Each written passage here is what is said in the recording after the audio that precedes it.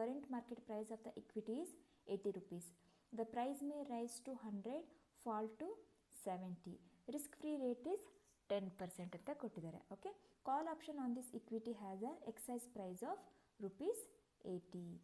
Okay, ಇದು important ಆಗುತ್ತೆ, exercise price ಏನು, ಮಾರ್ಕೆಟ್ ಪ್ರೈಸ್ ಏನು ಅಂತ. Okay, so expiration of 1 year from now, what is ಈ ಟೈಮ್ ನೋಡ್ಕೋಬೇಕು ಎಷ್ಟಿರುತ್ತೆ ಅಂತ. Okay, what is the fair value of the call option today as per binomial model. ಇದು ಬೈನಾಮಿಯಲ್ ಮಾಡೆಲ್ ಬಗ್ಗೆ ಇರುವಂಥ ಒಂದು ಟಾಪಿಕ್ಕು, ಒಂದು ಕ್ವಶನ್ನು. ಓಕೆ, ಸೊ ಇದನ್ನು ಹೇಗೆ ಸಾಲ್ವ್ ಮಾಡ್ಬೋದು ಅಂತಂದರೆ, ಇದರಲ್ಲಿ ತುಂಬ ಜಂಬಲ್ಡ್ ಆಗಿದೆ, ಟ್ರೈಔಟ್ ಎಲ್ಲ ಮಾಡಿ ನಾನು ಸೊಲ್ಯೂಷನ್ ತೊಗೊಂಡು ಬಂದಿದ್ದೀನಿ.